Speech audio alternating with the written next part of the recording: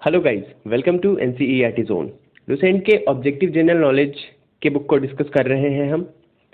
Indian economy अभी चल रहा है हमारा। इंडियन इकोनॉमी के 6th चैप्टर यानी कि इंफ्रास्ट्रक्चर के पहले पार्ट को हमने पिछले वीडियो में डिस्कस किया था। उसके एमसीक्यूज को डिस्कस किया था। अगर आपने अभी तक नहीं देखा है तो जाइए और देख लीजिए। प्लेलिस्ट में पूरा का पूरा प्लेलिस्ट पड़ा हुआ है और जितने भी अभी तक वीडियोज उसमें बने हैं एमसीक्यू के, वो सारे आपको इंडियन इकोनॉमी के मिल जाएंगे।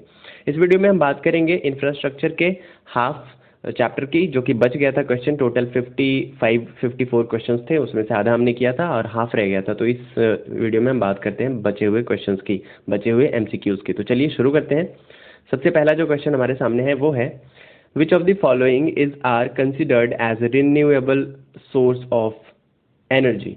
इनमें से किस एनर्जी के सोर्स को रिन्यूएबल सोर्स कहा जाता है? देखिए, रिन्यूएबल सोर्स क्या होता है? जिसको वापस से रिन्यू किया जा सके, अगेन एंड अगेन बनाया जा सके। तो विंड एनर्जी रिन्यूएबल सोर्स है। सोलर एनर्जी भी है, मतलब एक बार ख़त्म हो जाए तो दोबारा फिर से जनरेट कर सकते हैं, फिर से हम इसको क्रिएट कर सकते हैं। न्यूक्लियर एनर्जी को नहीं कर सकते हैं। तो 29 का जो हमारा सही आंसर हो जाएगा वो है D option. Only 1 and 2 is renewable source of energy, यानी कि विंड एनर्जी और सोलर एनर्जी जो है ये रिन्यूएबल सोर्स है। तो 1 and 2 आंसर हो जाएगा, डी ऑप्शन सही आंसर हमारा हो जाएगा। नेक्स्ट क्वेश्चन है 30th question. The Indian railways is in the process of purchasing bullet train technology from which of the following Nations. Indian railway जो कि बुलेट ट्रेन परचेज करने वाला है वो किस नेशन के टेक्नोलॉजी से लेने वाला है, मतलब कहाँ, कौन से नेशन से लेने वाला है? तो जापान से लेने वाला है। ठीक है, जापान इसका आंसर हो जाएगा। सी ऑप्शन सही आंसर हो जाएगा। नेक्स्ट क्वेश्चन है, which of the following was the chairman of the committee on pricing and taxation of petroleum products।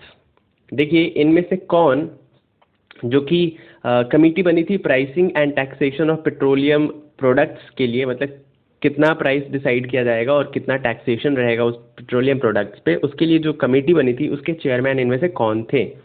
तो चेयरमैन थे सी रंगराजन। कौन? सी रंगराजन। तो 31 का क्या हो जाएगा सही आंसर? इसका हो जाएगा बी ऑप्शन सही आंसर हो जाएगा, सी रंगराजन। देखिए, सी रंगराजन आरबीआई के गवर्नर भी रह चुके हैं। तो अगर आपने बहुत सारे पुरानी नोट्स पे ध्यान दिया होगा तो सी रंगराजन का आपका साइन मिल जाएगा। तो ये गवर्नर भी रह चुके हैं आरबीआई के। नेक्स्ट क्वेश्चन है, which of the following is the oldest oil refinery in India. India में सबसे पुराना ऑयल रिफाइनरी कौन सा है? 4 ऑप्शन है आपके पास, डिगबोई, कोयली, हल्दिया और मथुरा। तो जो डिगबोई है ये सबसे ओल्डेस्ट रिफाइनरी है इंडिया में। सही आंसर हो जाएगा ए ऑप्शन। नेक्स्ट क्वेश्चन है, which one of the following commissions was formed to study and suggest pricing for oil and natural gas sectors in India. इनमें से कौन सी कमेटी फॉर्म हुई थी, किस लिए? सजेशन देने के लिए, प्राइसिंग पे, ऑयल के प्राइसिंग के लिए और नेचुरल गैस के जो प्राइसिंग है इसके लिए जो कमेटी बनी थी वो कौन सी कमेटी थी? इन 4 ऑप्शंस में से कौन सी कमेटी थी वो?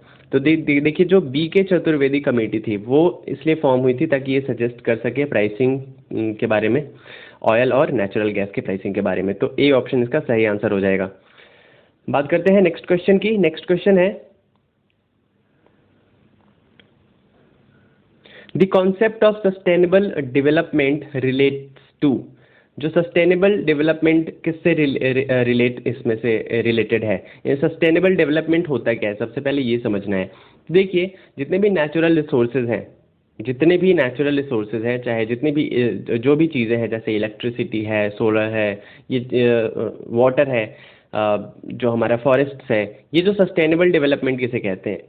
नेचुरल रिसोर्सेज का ऐसे इस्तेमाल करना ताकि अभी जो करंट जनरेशन है वो तो उसको यूटिलाइज कर ले आराम से, लेकिन जो हमारी आने वाली फ्यूचर जनरेशन है उनके लिए भी हम चीज़ें छोड़ करके जाए। ठीक है, तो उसे सस्टेन करना ही, नेचुरल रिसोर्स को सस्टेन करके ही उसको यूज़ करना ही कॉन्सेप्ट है सस्टेनेबल डेवलपमेंट का। तो इन चारों में से कौन सा रिलेशन रखता है, ठीक है, सस्टेनेबल डेवलपमेंट से? तो ए ऑप्शन है कंजम्पशन लेवल्स, बी है एग्जॉस्टिबल रिसोर्सेज, सी है इंटी इक्विटी। देखिए, इंटरजेनरेशनल इक्विटी। तो अभी मैंने बात की कि फ्यूचर जनरेशन के लिए भी रिसोर्सेज को बचा कर ही इस्तेमाल करना सस्टेनेबल डेवलपमेंट का कॉन्सेप्ट है।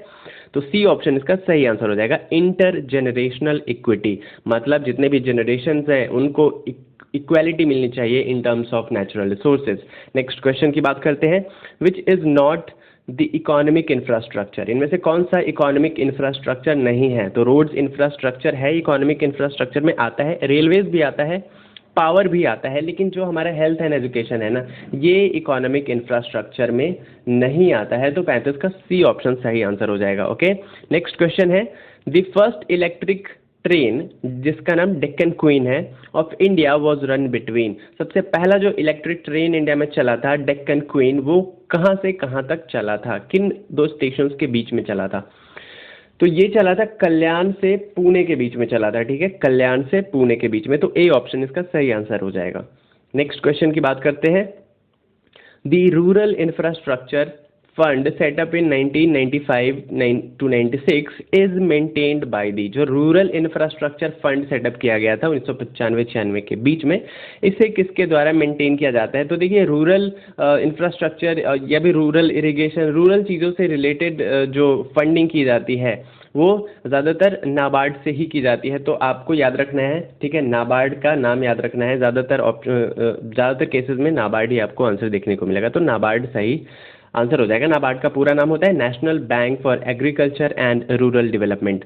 नेक्स्ट क्वेश्चन की बात करते हैं, भारत निर्माण schemes of the UPA government does not include, जो यूपीए की गवर्नमेंट का जो स्कीम था भारत निर्माण स्कीम, इसके तहत इनमें से कौन सा चीज़ नहीं आता है? तो रूरल वाटर सप्लाई आता है, ठीक है, आता है, इरिगेशन बेनिफिट प्रोग्राम भी आता है, रूरल इलेक्ट्रिफिकेशन भी आता है, लेकिन ये जो सर्व शिक्षा अभियान है ये भारत निर्माण जो स्कीम था उसके तहत नहीं आता था। तो डी ऑप्शन इसका सही आंसर हो जाएगा। नेक्स्ट क्वेश्चन है, consider the following statements, in statements को पढ़िए। सबसे पहला जो अगर स्टेटमेंट्स को पढ़े तो पहले स्टेटमेंट में कह रहा है कि prime minister doctor Manmohan Singh launched the Jawaharlal Nehru urban renewable mission in December 2005।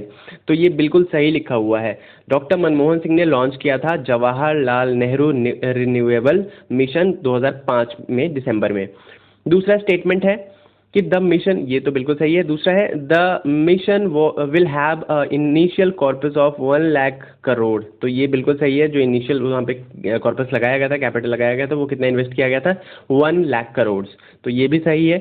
Third है initially only 28 states capital will benefit from the mission, कह रहा है कि शुरुआत में सिर्फ 28 राज्य की राजधानियाँ इस स्कीम के तहत बेनिफिटेड थी। तो ये गलत लिखा हुआ है। इसमें क्या था कि कुछ सेलेक्टेड सिटीज़, कुछ क्राइटेरिया था, लाइक 4 मिलियन से ज़्यादा पॉपुलेशन की वो सिटीज़ होनी चाहिए, अर्बन एरिया में होनी चाहिए, ऐसे कुछ क्राइटेरिया था, उसके तहत ही ये वही शहर इस स्कीम के तहत आता था। ऐसा कुछ नहीं था कि 28 राज्य के कैपिटल उस स्कीम के तहत में आते थे, तो ये गलत लिखा हुआ है। फोर्थ ऑप्शन है कि the mission aims to provide food for work to the urban poor, ये भी गलत लिखा हुआ है। एम क्या था इस स्कीम का? इस स्कीम का एम था इंफ्रास्ट्रक्चरल डेवलपमेंट, ठीक है।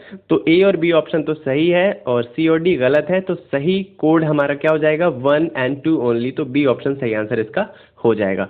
नेक्स्ट क्वेश्चन की बात करते हैं। नेक्स्ट क्वेश्चन है,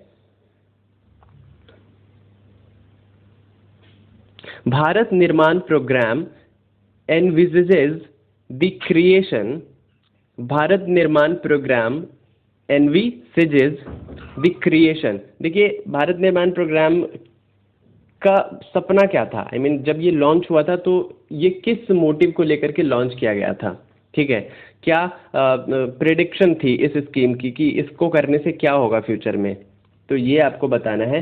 तो इसका ये था कि 10 million hectares of additional irrigation during 2005-9। तो ये बोला गया था कि जब ये 2005 में लॉन्च किया गया तो बोला गया कि कम से कम 10 मिलियन हेक्टेयर जो है वो एडिशनल इरिगेशन हम लाएंगे, वो लैंड ऐसा लाएंगे, ठीक है, मतलब इतने लैंड्स पे सिंचाई होने लग जाएगी 2005-9 तक। तो बी ऑप्शन इसका सही आंसर है। नेक्स्ट क्वेश्चन है, which of the following is not a component of Bharat निर्माण प्रोग्राम। तो भारत निर्माण प्रोग्राम का कॉम्पोनेंट इनमें से कौन है? रूरल इलेक्ट्रिफिकेशन है, रूरल टेलीफोनी भी है, रूरल हाउसिंग भी है, लेकिन ये एग्रो बेस्ड इंडस्ट्रीज एंड ये नहीं है, ठीक है, क्योंकि पूरा का पूरा जो मेन जो फोकस था वो रूरल डेवलपमेंट पे था, तो एग्रो बेस्ड इंडस्ट्रीज इसमें इंक्लूडेड नहीं थी। नेक्स्ट क्वेश्चन की बात करते हैं, विच of the following is not covered under Bharat Nirman?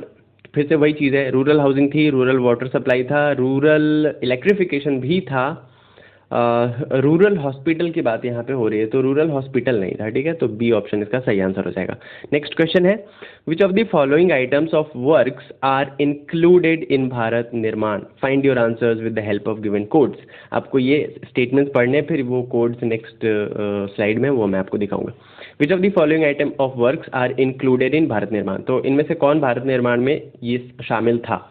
तो सबसे पहले तो हम पढ़ लेते हैं कि क्या क्या शामिल था। तो देखिए, एक्सेलरेटेड इरिगेशन बेनिफिट प्रोग्राम, ये था, बिल्कुल था। Linking of river project, third है। Schemes for repair, renovation and restoration of water bodies, ये भी था। Rehabilitation of displaced person due to irrigation projects. तो देखते हैं इसमें से क्या है, 1, 2 एंड 3। आई थिंक 1, 2 एंड 3 होना चाहिए, या नहीं 1 एंड 3 होना चाहिए। देख लेते हैं आंसर क्या है। तो देखिए, ये जो ऑप्शन है इसका आंसर आपको हो जाएगा 43 का सी, 1, 2 एंड 3। हाँ, 1, 2 एंड 3 सही है, लेकिन डी ऑप्शन नहीं था। तो देख लेते 1, 2 एंड 3 क्या था। 1, 2 एंड 3 था। एक्सेलरेटेड इरिगेशन बेनिफिट प्रोग्राम था इसके अंदर। इंटरलिंकिंग ऑफ रिवर प्रोजेक्ट्स, ये भी था। Scheme for repair, innovation and restoration of water bodies, ये भी था, लेकिन रिहेबिलिटेशन का काम ये नहीं था। ओके, तो इसका सही आंसर क्या हो गया हमारा, सी ऑप्शन। नेक्स्ट क्वेश्चन है, the nodal agency for implementing the rural infrastructure development fund programme is? वो कौन सी नोडल एजेंसी थी जिसका काम था rural infrastructure development fund programme को फंड करना? तो अभी अभी हमने बात की कि रूरल इंफ्रास्ट्रक्चर से रिलेटेड फंडिंग नाबार्ड देखता है, तो इसका भी आंसर क्या हो जाएगा, नाबार्ड हो जाएगा। आई मीन ये वो तय नहीं है कि नाबार्ड ही देखेगा, और भी कोई बैंक देख सकती है, लेकिन ज़्यादातर क्योंकि नाबार्ड का को फॉर्म ही इसी पर्पज से किया गया था, रूरल डेवलपमेंट के लिए। नेक्स्ट क्वेश्चन की बात करते हैं, भारत निर्माण योजना इज रिलेटेड टू? भारत निर्माण योजना किससे रिलेटेड है? इंफ्रास्ट्रक्चरल डेवलपमेंट से, food grain product self sufficiency से, फैमिली वेलफेयर प्रोग्राम से? तो इंफ्रास्ट्रक्चरल डेवलपमेंट से मतलब रिलेटेड है। तो 45 का क्या हो जाएगा, ए ऑप्शन सही आंसर हो जाएगा। नेक्स्ट क्वेश्चन है, भारत निर्माण इंक्लूड्स, फिर से वही पूछ रहे हैं कि भारत निर्माण में क्या इंक्लूडेड है?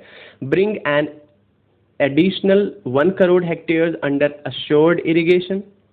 उसके बाद हमसे स्टेटमेंट है, to provide road connectivity to all villages that have a population of 2000, तो ये नहीं है, ये है। To give telephone connectivity to the remaining villages, ये भी है। तो 1 एंड 3 सही ऑप्शन है इसका, तो बी आंसर इसका सही, बी ऑप्शन सही आंसर हो जाएगा। नेक्स्ट क्वेश्चन है, भारत निर्माण plan is associated with development of? Bharat निर्माण प्लान किस के डेवलपमेंट से रिलेटेड है? तो रूरल इंफ्रास्ट्रक्चर से रिलेटेड है। तो 47 का बी ऑप्शन सही आंसर हो जाएगा। नेक्स्ट क्वेश्चन है, dash is not a nuclear power centre? इनमें से कौन सा न्यूक्लियर पावर सेंटर नहीं है? नरोरा है, काकरपाड़ा, काकरपाड़ा भी है, कोटा भी है, लेकिन ये चामेरा नहीं है। तो सी ऑप्शन सही आंसर हो जाएगा। नेक्स्ट क्वेश्चन की बात करते हैं। नेक्स्ट क्वेश्चन है, hydel power potential is the highest in case of? Hydel power potential कब ज़्यादा हो जाता है, सबसे ज़्यादा हो जाता है? ठीक है, तो ये west flowing rivers of South India में सबसे ज़्यादा हो जाता है। तो डी ऑप्शन सही आंसर हो जाएगा इसका। जो नदियाँ पश्चिम की तरफ बहती है साउथ इंडिया में, यहाँ पे जो आप हाइड्रोलिक पावर की बात करें तो इसका पोटेंशियल सबसे ज़्यादा हो जाता है। नेक्स्ट क्वेश्चन है, the oil and natural gas commission ONGC was setup in? ONGC की स्थापना कब की गई थी? Oil and natural gas commission की स्थापना कब की गई थी? तो इसकी स्थापना की गई थी 1956 में। नेक्स्ट क्वेश्चन है, with which of the following has the BK Chaturvedi committee dealt? इनमें से किस के बारे में BK चतुर्वेदी कमेटी रेख देख करती थी? तो अभी अभी एक इससे पहले भी हमने BK चतुर्वेदी कमेटी की बात की थी कि कौन से काम के लिए BK चतुर्वेदी कमेटी को गठित किया गया था, और यहाँ पे भी सेम क्वेश्चन है। तो इसका आंसर मैं आपको नहीं बताऊंगा। आपने अगर वीडियो बहुत अच्छे से देखा है, ध्यान से देखा है, तो आपको पता होगा। तो आपको आंसर कमेंट करके बताना है। Okay, so this is homework for you. Next question है, which one of the following brings out the publication called energy statistics from time to time? इनमें से कौन ये लेकर आता रहता है, एक मैगजीन लेकर के आता रहता है जिसका नाम है energy statistics from energy statistics. तो इनमें से कौन सा लाता है? तो ये सेंट्रल स्टैटिस्टिकल ऑर्गेनाइजेशन लाता है, जिसका नाम अब क्या कर दिया गया है? Central statistical office. तो नेक्स्ट तो डी ऑप्शन का सही आंसर हो जाएगा। नेक्स्ट क्वेश्चन है, among other things which one of the following was the purpose for which the Deepak Parekh committee was constituted? इनमें से किस पर्पस के लिए दीपक पारेख कमेटी की स्थापना की गई थी? तो देखिए, दीपक पारेख कमेटी की स्थापना की गई थी to suggest measure for financing the development of infrastructure. B option सही आंसर हो जाएगा। सजेशन देने के लिए फाइनेंस किस तरीके से फाइनेंस करना है इंफ्रास्ट्रक्चरल डेवलपमेंट को, तो इसके सजेशन के लिए कमेटी गठित की गई थी, दीपक पारेख कमेटी। तो that's all for this video. Next video में हम बात करेंगे हमारे नेक्स्ट चैप्टर की, इंडियन इकोनॉमी के नेक्स्ट चैप्टर की, जो कि है सोशल सेक्टर्स। तो सोशल सेक्टर्स में जितने भी एमसीक्यूज हैं हम उसको डिस्कस करेंगे। तो अगर आपने अभी तक सब्सक्राइब नहीं किया है तो कर दीजिए, रोज़ रोज़ बोलना अच्छा थोड़ी लगता है। उसके साथ ही अगर अच्छा लगा तो लाइक करिए, कमेंट करके बताइए, शेयर करिए अपने दोस्तों के साथ और बने रहिए हमारे साथ। इसके साथ इसके अलावा अगर आप इंस्टाग्राम पे हैं तो हमें वहाँ पे फॉलो कर सकते हैं @NCERT ज़ोन के नाम से। हमारा वहाँ पे पेज आपको मिल जाएगा। फेसबुक पे हमारा पेज है NCERT ज़ोन के नाम से, वहाँ पे जाके हमें लाइक करिए। एक न्यू चैनल शुरू किया है लीगल एंड कॉन्स्टिट्यूशनल जोन के नाम से, तो आप उसे भी कर सकते हैं सब्सक्राइब। लिंक आपको डिस्क्रिप्शन बॉक्स में मिल जाएगा।